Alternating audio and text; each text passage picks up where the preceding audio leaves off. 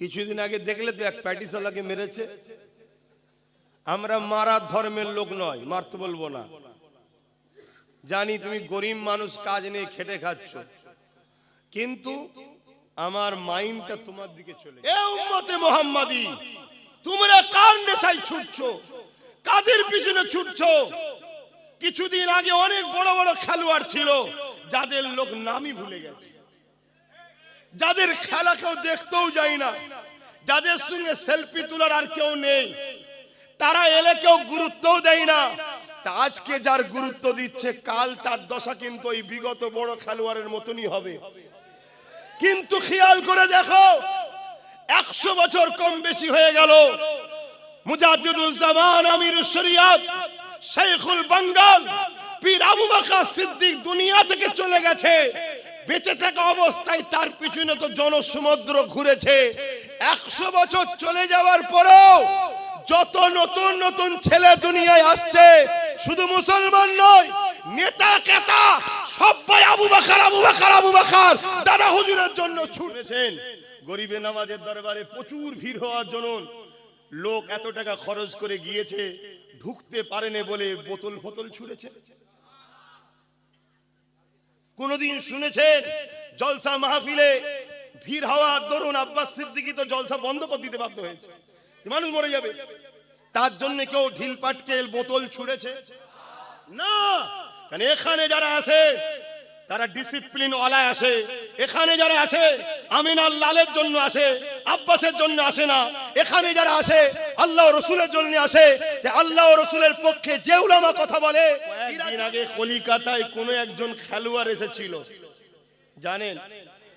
দুনিয়ার মানুষ তার পিছনে ছুটছে, তার পছন্দ তার কাছে, আমি কেউ ইখতিলাফে যাচ্ছি না, তবে আমাদের কাছে ওদের দাম ছিঁড়া জুতোর থেকেও কম। একদম অতি সত্য কথা বলছি, অতি সত্য কথা বলছি। কেন? ওদের দ্বারা সমাজে নেশা বাড়ছে, ওদের দ্বারা সমাজে বিহায়াপনা বাড়ছে, ওদের দ্বারা উলঙ্গপনা, রেপ বাড়ছে, ওদের দ্বারা সমাজের কোন গরিবের কোনো কল্যাণ হয় না, ওদের দ্বারা সমাজে কোনো সভ্যতা, জাস্টিস, ইনসানিয়াত আসে না, ইনসাফ আসে না। যে মানুষের দ্বারা সমাজে ইনসাফ, ইনসানিয়াত আসে না, তাদেরকে আমরা ছিঁড়া জুতোর থেকেও মূল্য কম দিই। কিন্তু যার ভালোবাসা তার কাছে, আমি তাদের উপর আঘাত করছি না, কারো প্রেমে আঘাত করছি না, কিন্তু এটা বুঝাতে চাইছি কেন এ উম্মতে মুহাম্মাদি, তোমরা কার নেশায় ছুটছো, কাদের পিছনে ছুটছো? কিছুদিন আগে অনেক বড় বড় খেলোয়াড় ছিল যাদের লোক নামই ভুলে গেছে, যাদের খেলা কেউ দেখতেও যায় না, যাদের সঙ্গে সেলফি তোলার আর কেউ নেই, তারা এলে কেউ গুরুত্বও দেয় না। তা আজকে যার গুরুত্ব দিচ্ছে, কাল তার দশা কিন্তু ওই বিগত বড় খেলোয়াড়ের মতনই হবে। কিন্তু খেয়াল করে দেখো, 100 বছর কম বেশি হয়ে গেল, মুজাদ্দিদুল জামান, আমিরুশ শরিয়াত, শাইখুল বাঙ্গাল, পীর আবু বকর সিদ্দিক দুনিয়া থেকে চলে গেছে। বেঁচে থাকা অবস্থায় তার পিছনে তো জনসমুদ্র ঘুরেছে। 100 বছর চলে যাওয়ার পরেও যত নতুন নতুন ছেলে দুনিয়ায় আসছে, শুধু মুসলমান নয়, নেতা কেতা সবাই আবু বকর আবু বকর আবু বকর দাদা হুজুরের জন্য ছুটছে। জোরে বলুন সুবহানাল্লাহ, আরো জোরে বলুন সুবহানাল্লাহ। আল্লাহু আকবার, আল্লাহু আকবার। এ যুবক বোঝো, বোঝো দাদা হুজুর কেন, তার জন্য মানুষ আজও পাগল। ব্রিটিশরা পর্যন্ত তাকে সম্মান করতে বাধ্য হয়েছিল, কেন? তিনি মোহাম্মদ রসুলের গোলাম ছিল। জোরে বলুন সুবহানাল্লাহ, আরো জোরে বলুন। তাই আব্বাস সিদ্দিকী তোমাকে একটাই রাস্তা দেখাচ্ছে, দাম যদি বাড়াতে চাও আমিনার লালের কাছে বিক্রি হও। এ দুনিয়া কি জিনিস, লৌহ কলম সব কিছু, ফেরেশতা জিবরাইল, মিকাইল, ইসরাফিল সব তোমার খাদেম হয়ে যাবে। জোরে বলুন সুবহানাল্লাহ। হ্যাঁ, এত বড় কথা বলে যাচ্ছি, তোমার বিপদে সবাই তারা আসবে, তোমার সাথ দেবে। কেন? তুমি তাদেরও নেতা, মুহাম্মদ সাল্লাল্লাহু আলাইহি ওয়াসাল্লামের গোলাম। তাই আমার রসুলের হও যুবক।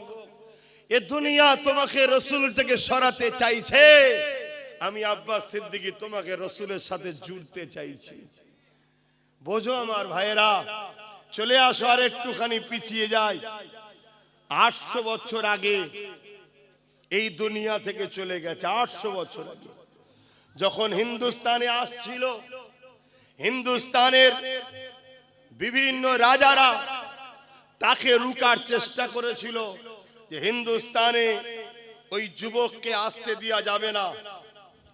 এমনকি দিল্লিতে যখন চলে এসেছে, খবর পেয়ে গেছে যে দিল্লিতে উনি তাশরিফ নিয়ে চলে এসেছে, হাজারো গার্ড দিয়ে, হাজারো ব্যারিকেড দিয়ে, হাজারো ফোর্স দিয়ে, হাজারো মিলিটারি দিয়ে সেই যুবককে রুখতে পারেনি। একাই আসছে আর রাস্তায় একটা একটা একটা করে যুবককে তার কাছে টেনে তাকেও নবীর গোলাম বানাতে বানাতে বানাতে 39 জনকে নিয়ে আজমিরে ঢুকছে।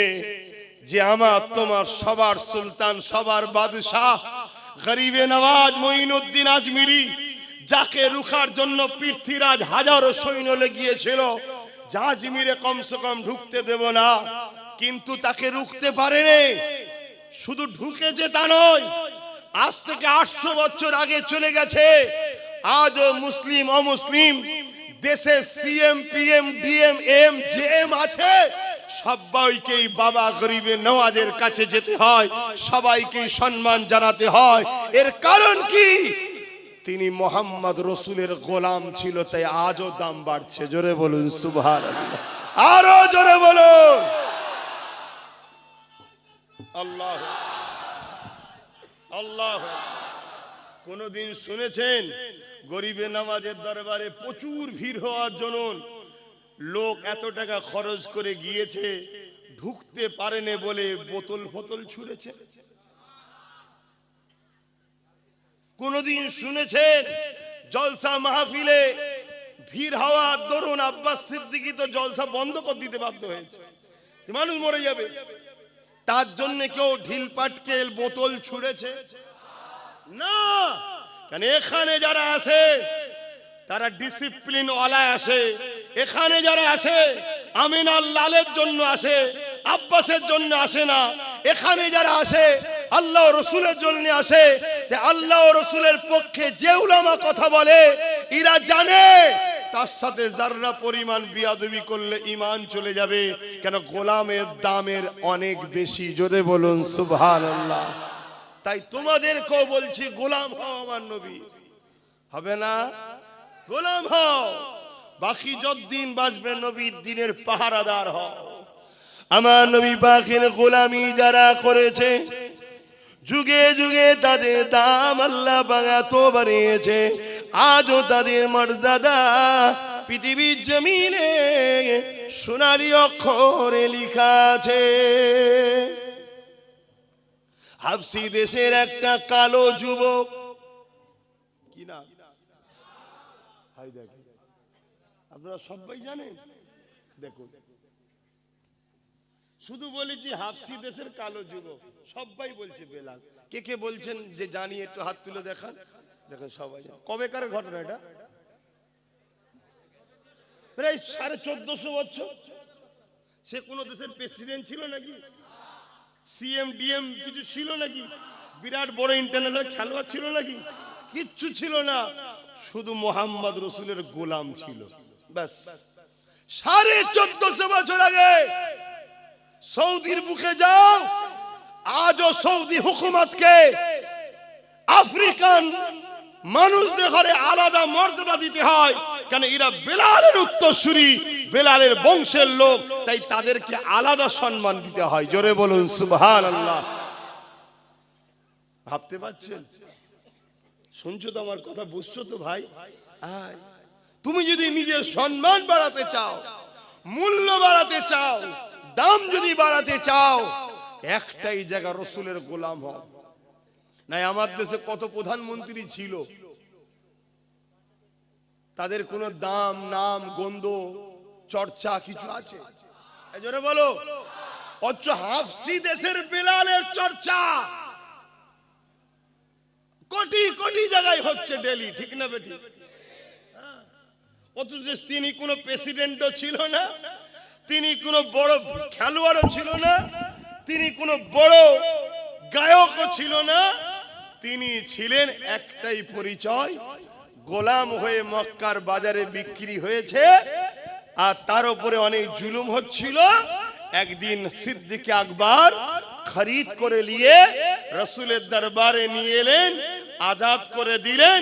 সে রসুলের কদমে নিজের জীবন কাটালো হুজুরের গোলামিতে। আল্লাহ তার সম্মান এত দিয়েছে, আল্লাহ নবী বলছেন আমি যখন মেরাজে গিয়েছিলাম বেলালের পায়ের আওয়াজ জান্নাতে শুনেছিলাম। জোরে বলুন সুবহানাল্লাহ। এ বেলাল, আল্লাহু আকবার, এ বেলাল কি করেছো? হুজুর আপনার গোলামি করি। আল্লাহ নবী খুশি হয়ে বললেন বেলাল তোমার জন্য একটা খবর আছে। কি খবর? ভাববেন যে লোকটা, যে ব্যক্তিটা গরিব হওয়ার দরুন এ বাজারে ও বাজারে সে বাজারে এরম বিক্রি হতো, তখন মানুষ কিনা বেচা হতো, আমার নবী খরিদ করলো। আরে আবু বকরের যা সবটাই রাসূলুল্লাহ, আমরা তো সেই ঈমান রাখতে পারিনি, তিনাদের ছিল। নবীর গোলাম হওয়ার জন্য তার সম্মান কোথায় এবার শুনুন, অবাক হয়ে যাবে। তোমরা তো আল্লাহরে কোনো বাজারে বিক্রি হওয়া ছেলে নয়, তোমাদের বাপ দাদা সব ইসলামের। বেলাল হুজুরের বাপ দাদা গরিব মানুষ ছিলেন, তিনি বিক্রি হয়েছেন, হয়ে হয়ে হয়ে হয়ে রাসূলুল্লাহর কদমে এসেছেন। আর নবী তাকে কিনেছে এবং নবী সে গোলামি করেছে, করার দরুন সম্মান কত। আল্লাহ নবী বলছেন বেলাল যেদিন কিয়ামত হওয়ার পরে জান্নাতে ঢোকা হবে সর্বপ্রথম বেলাল তুমি কিন্তু জান্নাতে ঢুকবে। জোরে বলো। আল্লাহ নবীকে হযরতে বেলাল হুজুর বলছে হুজুর আমার কি মাজাল আছে, হুজুর আপনি তো আগে যাবেন। আল্লাহ নবী বলছে হ্যাঁ জান্নাতের দরজা আমার জন্যই খোলা হবে, কিন্তু যে সওয়ারির উপরে আমি থাকবো ওই সওয়ারির লাগাম বেলাল তোমার হাতে থাকবে। লাগাম যার হাতে থাকে সে পিছনে থাকে না আগে থাকে? তাহলে তুমি তো আগে পা রাখবে। জোরে বলুন সুবহানাল্লাহ। ভাবো আমার নবীর গোলামিতে মানুষকে কোথা থেকে কোথা নিয়ে যায়। তোমরা কি হবে না আমার নবীর গোলাম? কত সমালোচনা হয় না আমাকে নিয়ে, কি হয় না হয় না? অনেক জায়গায় বললে গ্রামে ঢুকতে দেবো না, অনেক জায়গায় বলে কল্লা কেটে নেবো, অনেক জায়গায় বলে হাত কেটে দেবো। কোনোদিন শুনেছেন আমি আসার পরে কোনো মায়ের বেটা সামনে এসে আমার সঙ্গে ঝগড়া করেছে? এটা আমার কোনো কৃতিত্ব নয়, এসব ওইখান থেকে চলছে, মদিনা থেকে। শুনছেন কি বলছি? এটা তোমাকে বোঝাবার জন্য বললাম, আল্লাহ মাফ করুক, যাতে তোমরা দেখে বোঝো। জাগো যুবকরা, নবীর হও, নবীর হও। আল্লাহ তোমাদেরকে শ্রেষ্ঠ উম্মত করলো, শ্রেষ্ঠ জাতি করে পাঠালো, উম্মতে মুহাম্মাদির ঘরে পাঠালো। কত নিয়ামত আল্লাহ ঘরে পাঠিয়েছে, মদ খাবার জন্য, হারাম খাবার জন্য, সুদ খাবার জন্য, এতিম গরিবের মাল ছেড়ে খাবার জন্য পাঠিয়েছে আল্লাহ। তোমাকে আমাকে আল্লাহ শ্রেষ্ঠ উম্মত করলো দুনিয়ার বেঈমান চোর ডাকাত খুনি নেতাদের ঝান্ডা ধরে ঘোরার জন্য। এগুলো বোঝো যুবক, ওজন উড়াতে এসে তোমার জুতো ঘোরাবার উপযুক্ত নয়। তোমাকে আল্লাহ যে নিয়ামত করেছে, যে ঘরে পাঠিয়েছে, ওই চোর জালিম বদমাই নেতাগুলো তোমার জুতোটাকে পরিয়ে দিবার উপযুক্ত তারা নয়। আজকে তুমি তাদের কাছে হাতের পুতুল হয়ে গোলাম হয়ে গেলে একটাই কারণে, তুমি রসুল ছেড়ে দিয়েছো। তোমার নবী কি চায় আর তুমি করছো কি, বোঝো, ভাবো। অথচ আজও তোমার নবী রওজা মুবারকে তোমার আমার জন্য কাঁদছে। তোমার কি আর বড় মনে পড়ে না সেই নবীর কথা, যে আমি ভালো কাজ দিয়েছি, হয়তো হালকা বসে করে উঠতে পারিনি, কমসে কম আমার নবীর দিনের ক্ষতি করব না।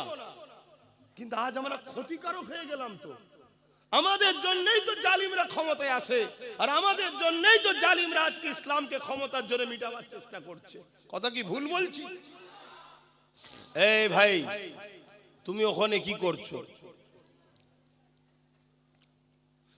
কিছুদিন আগে দেখলে তো এক প্যাটিসালাকে মেরেছে, আমরা মারার ধর্মের লোক নয়, মারতে বলবো না।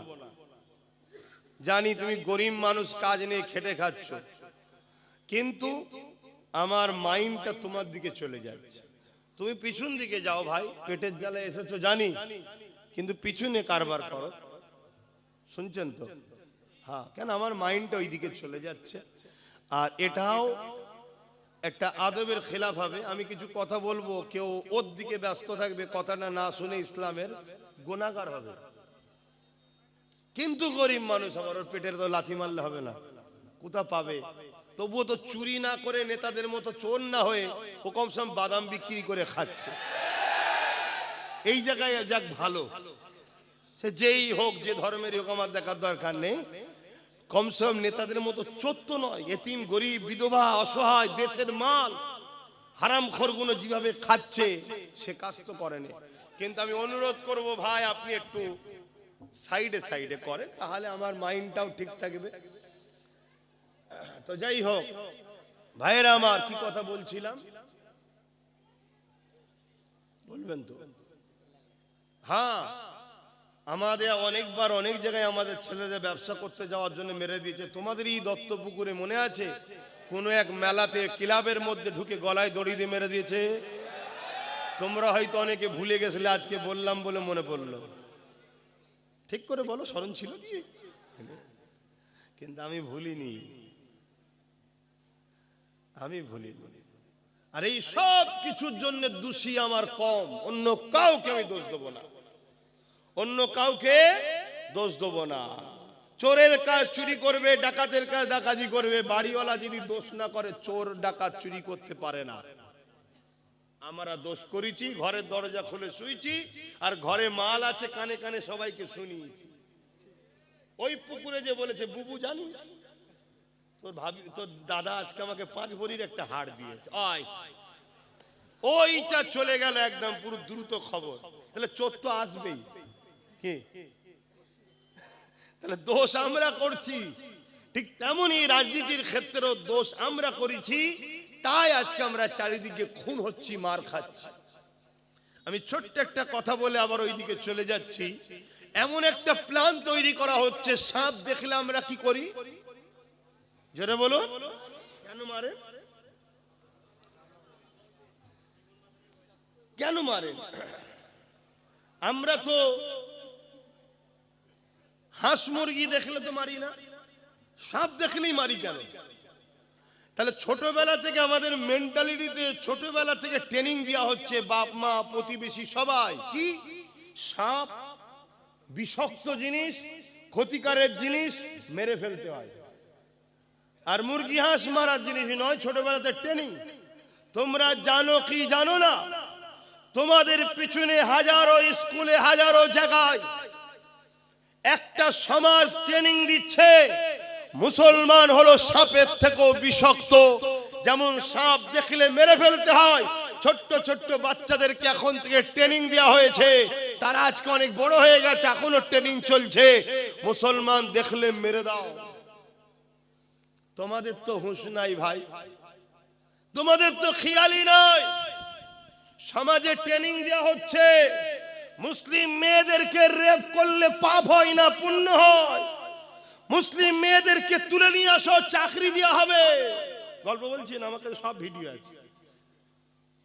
কিন্তু তোমাদের তো হুঁশ নাই, তোমাদের একটাই খেয়াল, আমার চোর নেতা আর 5 বছর কি করে থাকবে, এর জন্য নিজের কমকে খুন করতে হয় কর, ঘর ভাঙতে হয় ভাঙ, যা করতে হয় কর, তাতে আমি জাহান্নামে যাই তাও ভালো, আমার নেতা যেন 5 বছর বেঁচে থাকে। এই করে 79 বছর আমার কম করছে না, করে না বল? 79 বছর ধরে এই কাজেই লেগে আছে আমার কম। কখনো একে, কখনো ওকে, কখনো একে, এই করে বেড়াচ্ছে। একবারও ভাবলো না কমসে কম আমার বাচ্চার কি হবে, আমার নতুন প্রজন্মের কি হবে। আরে আমি ইসলামের যদি উপকার করতে নাও পারি, আমার ইসলামের ক্ষতি যেন না হয়ে যায়, এটাও তো ভাবা দায়িত্ব আছে না? কিন্তু আজ একটু হলেও যুবকরা জাগেছে, তাই তো নাকি? কিন্তু আমার তো ভয় হচ্ছে, তোমাদেরকে আবার নতুন করে বিভিন্ন প্ল্যানে কিনে লিয়া হবে না তো? আবার তোমাদের মাইন্ডকে ডাইভার্ট করে দেওয়া হবে না তো? কেন এখন এআই এর সময়, ভিডিও এডিট করার সময়, গলার ভয়েস চেঞ্জ করার সময় আব্বাস সিদ্দিকীকে নিয়ে নানা রকম চক্রান্ত করা চলছে না চলে না? তারপরে আবার এমনও হতে পারে কালকে, শুনছেন, কালকে আমার থেকে তোমাকে সরাবে বলে আবার নতুন কোন মুসলমানদের মাসিয়াকে দিয়ে দল খুলিয়ে দিতে পারে,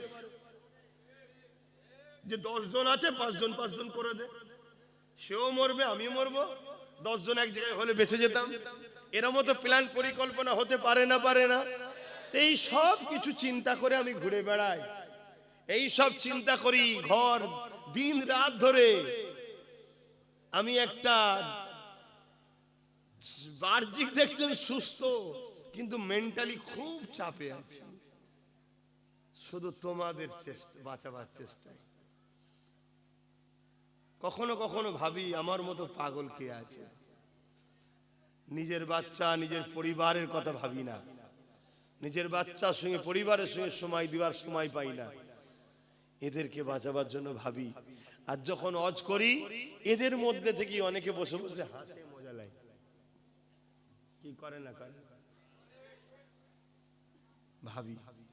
এরপরও মনে হয় যে কমসে কম এরা যদি নাও ভাবে, চেষ্টা করি। ওই যে বসে আছে, ওই যে তোর ছেলে, তাই তো, ওইগুলোর জন্য যদি কিছু করে যেতে পারি, এখন থেকে চেষ্টা করছি।